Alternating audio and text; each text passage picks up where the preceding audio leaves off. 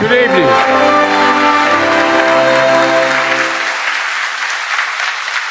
Welcome. In 1949, the leaders of 12 countries, including President Truman, came together in this very room. History was watching. It had been 4 years since the surrender of the Axis powers and the end of the most devastating war the world had ever known. Here, these 12 leaders gathered to make a sacred pledge to defend each other against aggression, provide their collective security, and to answer threats as one, because they knew to prevent future wars, to protect democracies, to lay the groundwork for lasting peace and prosperity, they needed a new approach. They needed to combine their strengths. They needed an alliance. And here they signed the Washington Treaty and created the North Atlantic Treaty Organization, the single greatest, most effective defense alliance in the history of the world. Mr. Secretary General, leaders of NATO countries, foreign and defense ministers, representatives from partner nations and the European Union, and members of Congress, distinguished guests, welcome to the 2024 NATO Summit. It's a pleasure.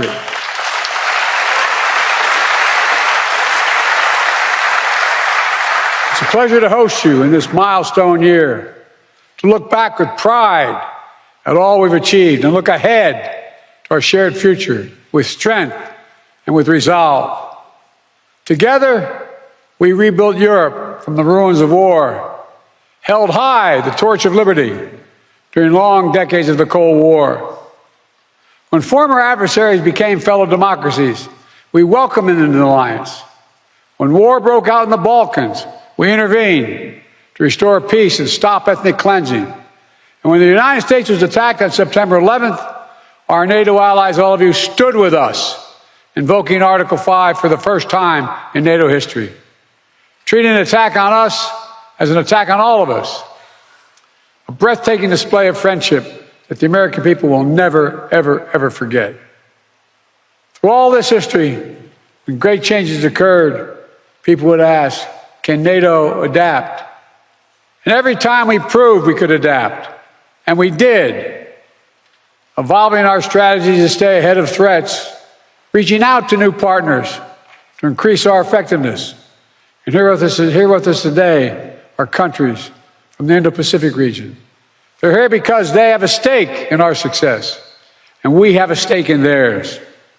Today, NATO is more powerful than ever, 32 nations strong.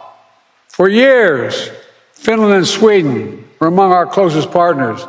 Now they have chosen to officially join NATO, and because of the power and meaning of Article 5 guarantee, that's the reason. It was the most important aspect of the alliance in 1949, and it is still the most important aspect. I'd also note, Finland and Sweden joined the alliance not just because their leaders sought it, because their citizens called for it in overwhelming numbers. Remember, NATO's character is fundamentally democratic, always has been and always must continue to be. And today, NATO is better resourced than it ever has been. I want to pause on this because it's significant.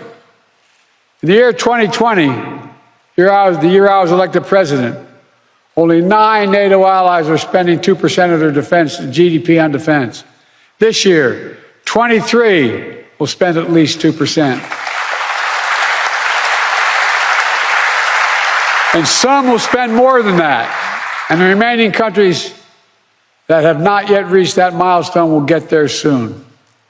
This remarkable progress, proof that our commitment is broad and deep, that we're ready, that we're willing, we're able to deter aggression and defend every inch of NATO territory across every domain: land, air, sea, cyber, and space.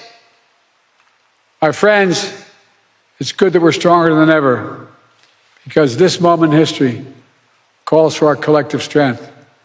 Autocrats want to overturn global order. which is by and large kept for nearly 80 years and counting. Terrorist groups continue to plot evil schemes to cause mayhem and chaos and suffering. In Europe, Putin's war of aggression against Ukraine continues, and Putin wants nothing less than Ukraine's total subjugation, to end Ukraine's democracy, to destroy Ukraine's culture, and to wipe Ukraine off the map. And we know Putin won't stop at Ukraine. But make no mistake, Ukraine can and will stop Putin.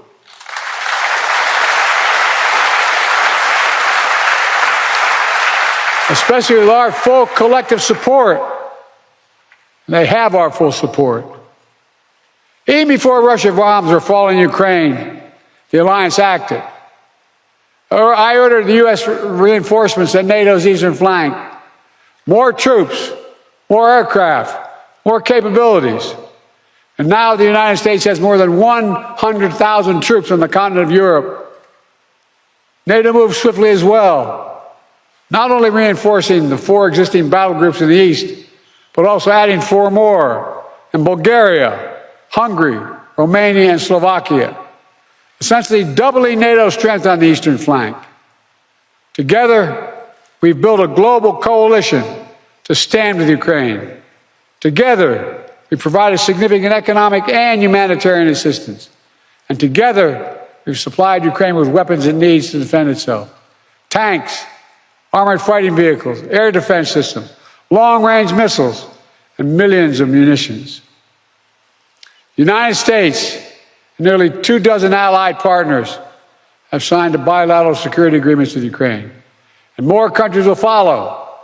Today, I'm announcing the historic donation of air defense equipment for Ukraine. The United States, Germany, the Netherlands, Romania, and Italy will provide Ukraine with the equipment for 5 additional strategic air defense systems. And in the coming months, the United States and our partners intend to provide Ukraine with dozens of additional tactical air defense systems. The United States will make sure that when we export critical air defense interceptors, Ukraine goes to the front of the line.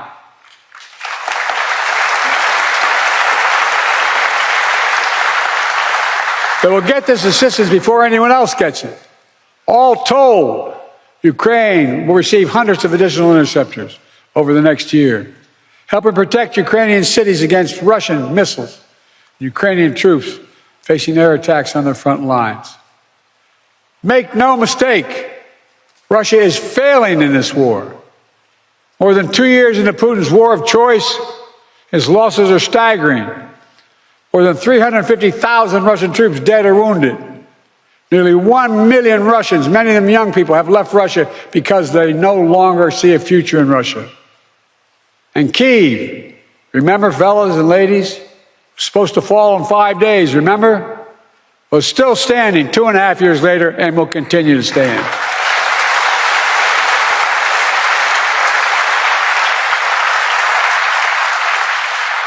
All of we allies knew that before this war, Putin thought NATO would break.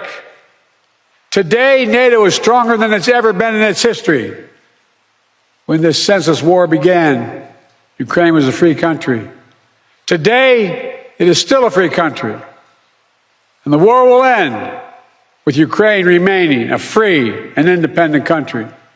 Russia will not prevail. Ukraine will prevail.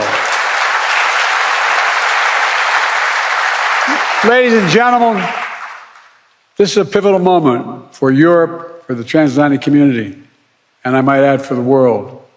Let's remember, the fact that NATO remains the bulwark of global security did not happen by accident. It wasn't inevitable. Again and again at critical moments, we chose unity over disunion, progress over retreat, freedom over tyranny, hope over fear. Again and again we stood behind our shared vision of a peaceful and prosperous transatlantic community. Here at this summit, we gather to proclaim NATO is ready and able to secure that vision today and well into the future.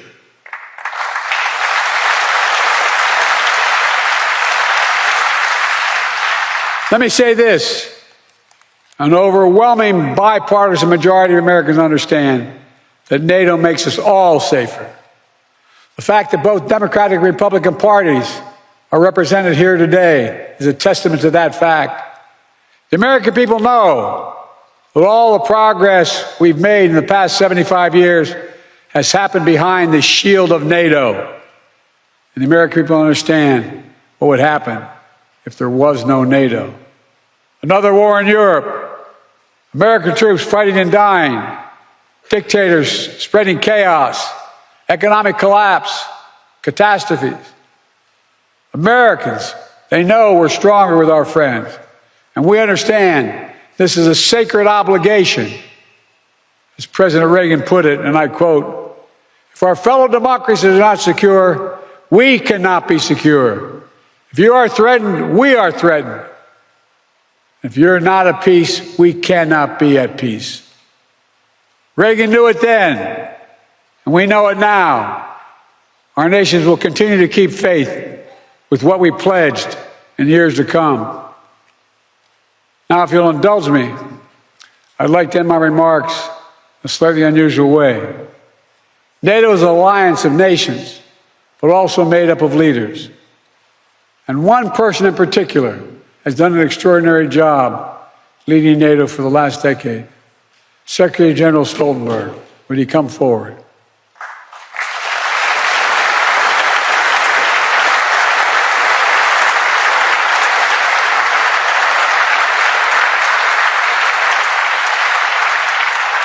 So much of the progress we've made in the alliance is thanks to the Secretary. He's a man of integrity and intellectual rigor, a calm temperament in a moment of crisis, a consummate diplomat who works with leaders across the political spectrum and always finds a way to keep us moving forward. Secretary, you've guided this alliance through one of the most consequential periods in its history. I realize, I was talking to your wife, I personally asked you to extend your service. Forgive me. And you put your own plans on hold. When the Russian war in Ukraine began, you didn't hesitate. Today, NATO is stronger, smarter, and more energized than when you began. And 1 billion people across Europe and North America, indeed the whole world, will reap the rewards of your labor for years to come in the form of security, opportunity, and greater freedom. For these reasons, I'm pleased to award you the highest civilian honor the United States can bestow, the Presidential Medal of Freedom. Ask a military to come forward.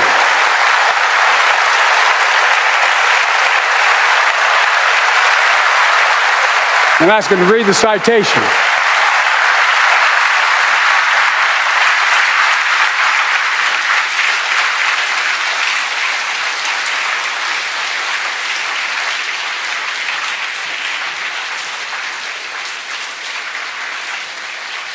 The President of the United States of America awards this Presidential Medal of Freedom to Jens Stoltenberg. A visionary statesman and ceaseless defender of democracy, Secretary General Jens Stoltenberg has guided the NATO alliance through the most consequential decade for European security since World War II. When Vladimir Putin launched his brutal assault on the people of Ukraine, betting that NATO would break, Secretary General Stoltenberg proved him wrong. Under his stewardship, NATO has become stronger and more united than ever, and Americans for generations to come will benefit from the safer world he helped create. He demonstrates that the core truth of the alliance is as powerful now as it was 75 years ago. Together, we are stronger.